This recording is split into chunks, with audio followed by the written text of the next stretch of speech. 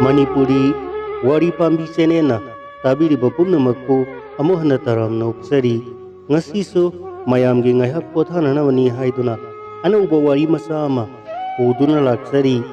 Wari Masa Sigi Maming Ai Impal Salukini Haribu Wari Masa Sini Wari Masa Sigi Aibana M.O. Kunzamani Taminarasi Ngayhak Potha Boina Ai Impal Salukini Haribu Wari Masa Se Aina Hek Bab Tarakpadagi Ahau Basaba Hazaba Setpa Se Aigi Ithau Hek Oirakpani Thadukpa Yadraba Ai Pasaba Hinazabi Amana Migi Laita Laira Awa Ana Uragana Hekta Kapningba College Satminaringai Minagi Ihang Hang Bangaksam Adutamak Hekta Urakpa Nongmadi Imada Oidaba Haisinaraga Aigi Sanagi Likto Mangonda Sijinbi Kre Tahaure Haisinai Imada Minado Yazadabani Adobo Aina Nabuk Pata Taunu Nabuk Pachani Kaina Haisina Badaidi Maso Adumi Yakre Mala Herokanda Latana Muhairai Nang Simatan Jakre Laira Bagata Hektina Radana Aina Sauna Kumki Ibema Ina Kaya Kunba Nakoi Gumbasidi Nakoi Dagi Hene Ina Kunba Migata Inagadao Honai Aduga Aidi Saram Sadat Naraba Lambigi Sakni Badagi Hauraduna Pikraba Kakseng Paubada Marup Oiningi Tinaningi Masindo Kung Muktum Toktuna Adu Dinangdi Napunsida Nungai Tokwa Hairaroi Hairami Kumza Kaya Aukraba Lambigi Wari Singdo Ngasidi Yanakagi Singarai Makong Sida Hamna Phamna Ngarang Tathokpa Thodokpum Haipet Momon Tauningla I Nungai Thoke Khanduna Ep Thagatli Laklabada Poinutha Isai Aduda Wakhalase Sap Hek Lupsin Kibani Tanja Aduda Isai Gi Marak Thangthat Thatna Na Pasida Ingna Khonjel Amakak Nason Pirakhi Nungsida Isadi Narasi Naguna Laibane Sangla O Imagi Sida Isana Apamba Yaubra Yengsi Imagi Se Bet Kobar Aron Baka Yauri Masi Matang Yolabadi Ima Khara Komlani Miram da Mahitam Kiba Isanupigi Sel Thaba Nangnana Bataubani Yengsila O Ira Selaba Mitchna Anina Aibu Yeng Laga Hairakibado Ngasidi Thamoise Nauna Mahi Selakle Ahal Oirabi Magi Thaunato Ururaga Idom Khanba Lepkide Nupi Haibase Lairangi Maisa Langba Hinabatanatana Koraugi Yakla Maisado Hangba Ngammi Aying Asaga Loinana Humlakpa Matamgi Husien Banungsit Pusu Mairong Yaba Ngambi Mahusa Lairembigi Maman Yamlaba Kudolni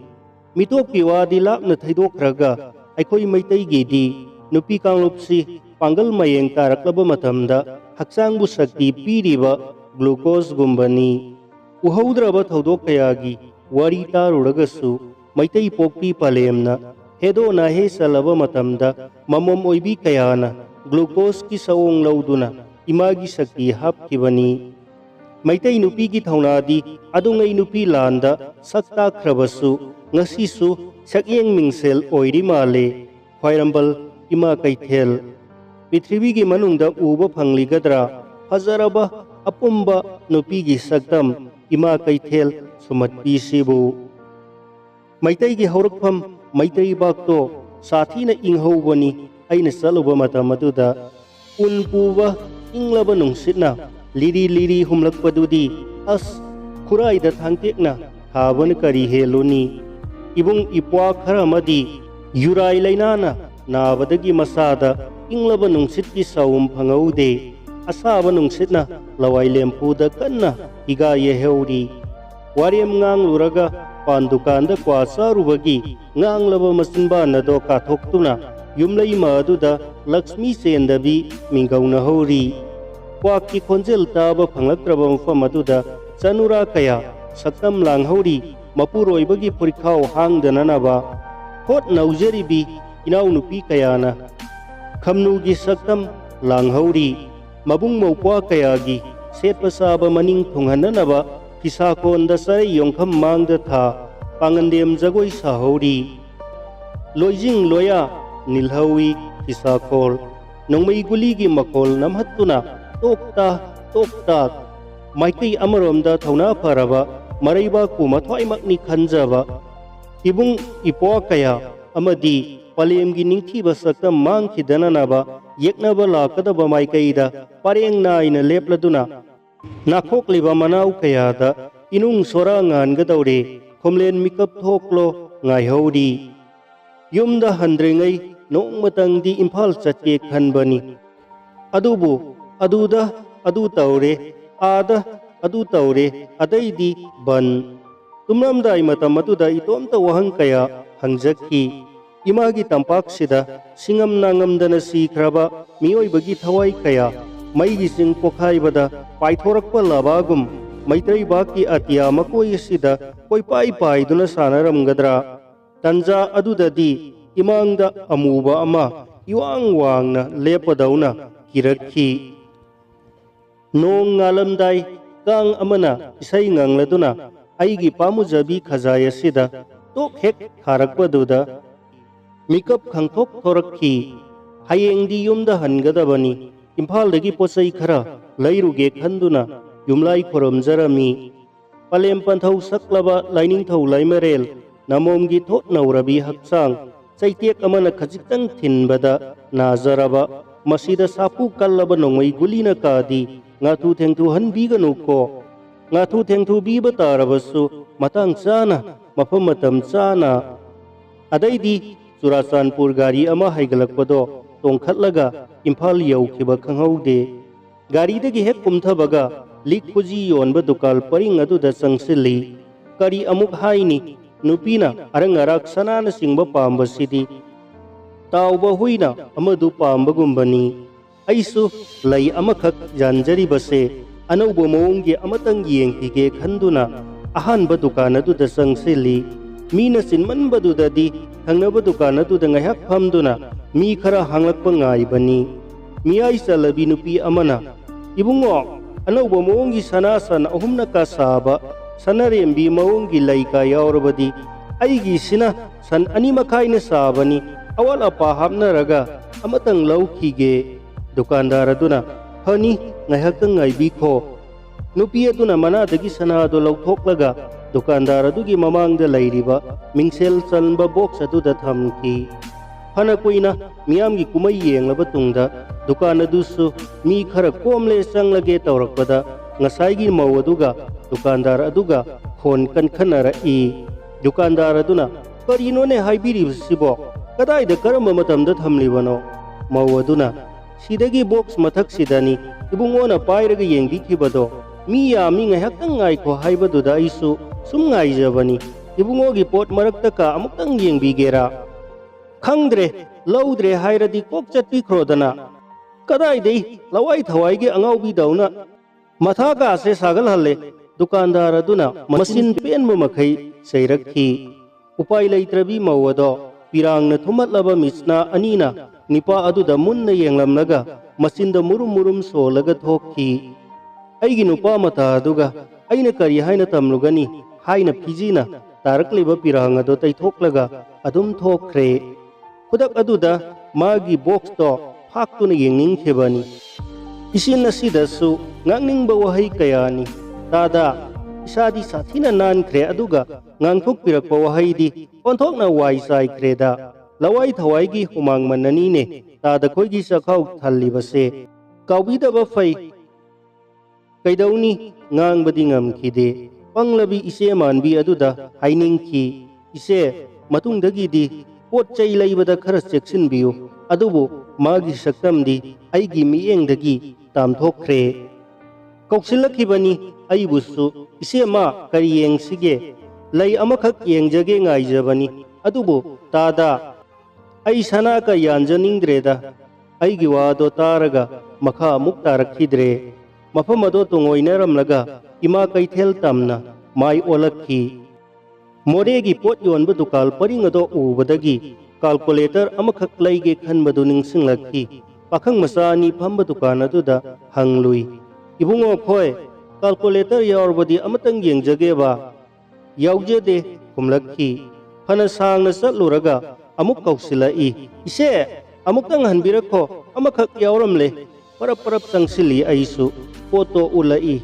मसीदी नखोइनि सिजिनबा कुइरा मालेदा यामना मलेबो अइना थीरिबना अहनबा अमनबा सिजिनबा नते इसे अमुक्तंग Munna येंबियु ngaihakki mamangda thokkiba thodokto amuk ningsinglai mihunse mata amani makhelanga i ibungo ure na sena upliba anokse mitangbagi nati design na sena sanda namthak tawraga seltan ganu natrabadi nama hangjani jura sudana hangledana nakoi gumba suningdaba namthak tawba kaya se horakpadagi matam amagi sana laibak se कोरी लेबाक तहनगदौरी इसेगी से अखोइदा पौताक पीबा लाक्पीरिब्रो लेंबिख्रो चनिंगलगा चतखिनी हंगल हंदा बाजार से नखोइतगिरो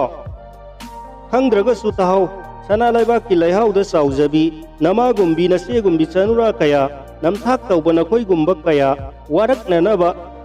ख्वांगचेत मसी लांगदुना मफम खुदिंग लै हाइबसे काउथोकनु पौताक पीबदगी हेंदोक्तुना नखजाय अदुदा खुपासिना सेलाउना लौबसु ngambajani अस हाइरगा मखजाइदो नाला अदुम येंगदुना लैहौरे ऐसु नाकलगी फियोनबी इमा इंदोल सिंगी माइकैरोमदा अदुम चंगसिले मथंग आइबु कौसेनबा हौरई करी हाइनी मखोइगी नौथबीदुने दना आइबेमा करी येंगसिगे नसकने न तौने नुंसीदा मथंग वहै mayam makoigi hagat pido ai hainaboy hainadaboy sangselei amana hairei kari lamdagi noise mabo pungning khalli fiyon gedi laitadana kaidawai aigi laifam hanglai ino asengbado khumdre a thinungai dagi ni makhoi walauna no i aigi mamangi haudok singdagi lemhauba mihun khara do amuk nauna kanglakhi handakti lemna thararoi हौबु हौरक्लबा हेक्ता फोइदनरगे खल्ली आइगी इसमसे ख्वाइरंबल बाजार the लेहौरग लेहौ मखोइगी पोयग युमदा हल्लगा हल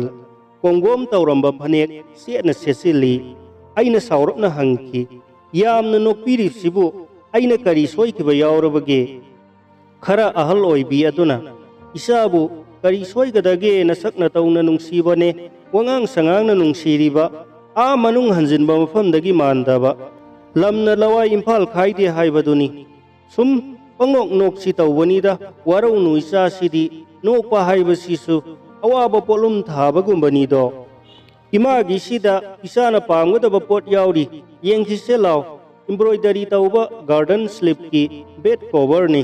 imana hing tumda mama khai hek lonba a miram da mahitam khibi isanu pigi sel thaba nangnana ba yon bani isana pamra mutang yengsido awaman ka lauraroi asangba selta muk thamlamu mapana thabak masa tauringai isa nupadi sembi duna thabak ama tahore mapa lai khidre isa nupidi aina semba tabani aina khanbana ama laina tambana ama isa nupado thabak tauraba tungdadi sagen bi duna dum chenakre imabu hanna yengla khidre kari haini be ama haujiki ayambana harol se nupi mauhek thibaga mawaduna amuk nauna pokre mama mapa machin manau kaukre jukki chanabi kanana thingluni haina balai biba pokpa imaugi ningol pokpa iyagi chumkreda adubu sembi sabi da badi yade do makhoina nunga yai phana panjahuraga loire pirang taithok na aibu nan biraga hairei nungsida isadi napuk napau kharamgadaba mali warigi manglal amada ai manglakna roraba tungda ima aduna nanthabirakpa mikop aduda bab khangta tarakhi mamal kaya noima ai su thengkhrani halage lupa samga muk changi aduta muk thanamu aina bek yenglubada sumnatagi satruk tara tamak yaurami tara khak hauraga satruk piraga phiyado yomsilaga mathang lakpada muk unasi ma hairamlaga numitto khwairambal bazar dagi bidai laurakhi numidang sak chaba loiraga phiyodo hangdoktuna yengubada pillow cover mari table cloth ahum henjanna yauraklami Wari sarambadagi kauthoktuna imaduna hena yomsilakpa oira male. Nongan baga pirugadabasu aidi anganba flighta yum maikai panglaklani. Maming laifamsu khangdaba masak tamak urakpa kanada sinaramgani. Aduga karamba laibak phaba kumjada amuk imphal chatkadaba. Aigi wakhalase nonglai marakta paiba Telangagi piklaba mari langlagum piksilakhi. Nong hek ngan baga pendraba wakhal amaga loinana yumda halakkibani. Imagi henjilakpa piedo ngasisu phithuk naina thuptuna almira manungda thamli. Sidrabadi nongmadi imphal chalukhigani ai. Kuchina pham khangdraba chithi kaya amasu ahingi asikpada iri ima aduda. Ima phijonbi imagi kusumal sel dila hore aduga ima nangi humang mandi aina puduna lakle miraibakta laikiba namongi sel thaba konakhibra aina nongma imphal da lakpa matamda imagi humang mamalse puduna laksage lairam khoko akhang kanbi palemo ima kaithelgi sidaya duda